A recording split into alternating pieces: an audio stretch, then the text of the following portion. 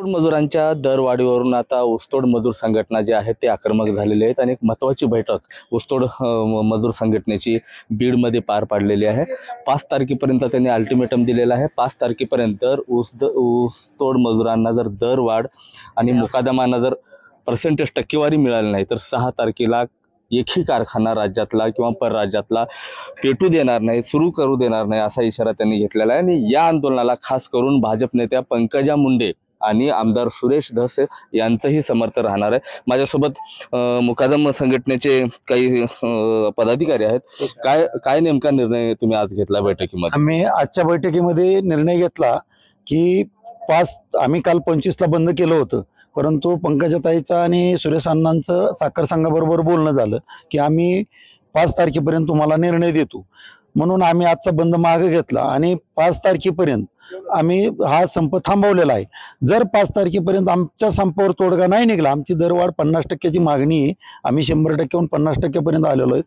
जर आमची दरवाढ योग्य नाही झाली तर मात्र 6 तारखेपासून महाराष्ट्रातल्या प्रत्येक कारखाना आमच्या नेत्या पंकजाताई मुंडे व सुरेश अण्णा धस बरोबर घेऊन पूर्ण महाराष्ट्रातले कारखाने आम्ही बंद करणार आहोत।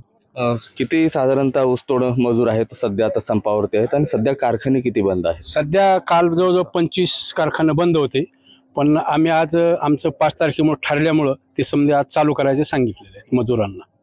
उद्या शरद पवारांची साखर संघासोबत बैठक आहे, पंकजा मुंडेंना आमंत्रण आहे का? तुम्ही त्या बैठकीत सहभागी होणार आहेत का?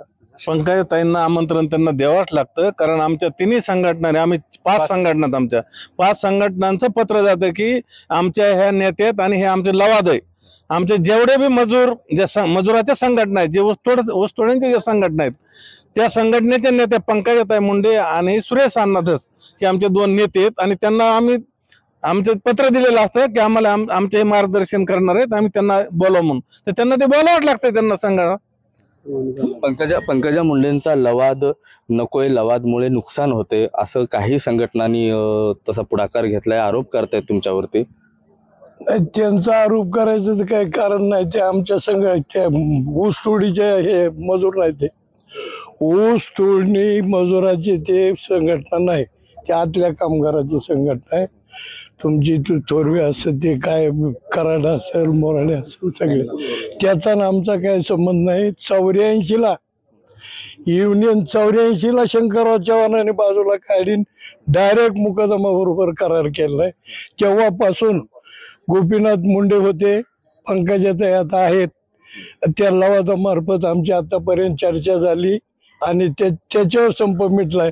ते लवाद नाही म्हणले ते ऊस तोडणीच्या ह्याच्यातच नाहीत ना, ते आतले कामगाराची युनियन आहे ती। नक्कीच 5 तारखेपर्यंतचा अल्टिमेटम जो आहे त्या सर्व सभासदांनी सदस्यांनी संघटनेच्या लोकांनी दिलेला आहे। 6 तारखेला मात्र पंकजा मुंडे असतील, सुरेश धस असतील आणि सर्व जे संघटना आहेत मजुरांना सोबत घेऊन महाराष्ट्रातलं एकही कारखाना सुरू करणार नाहीत असा आता पवित्रा त्यांनी घेतलेला आहे। कॅमेरा पर्सन ज्ञानेश्वर वायबशेसह मी महेंद्र कुमार मुधोळकर, TV9 मराठी, बीड।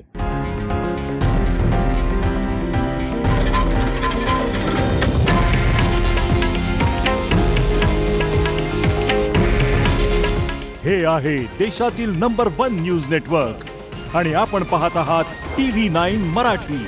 काळजी तुमची, हित महाराष्ट्राचं।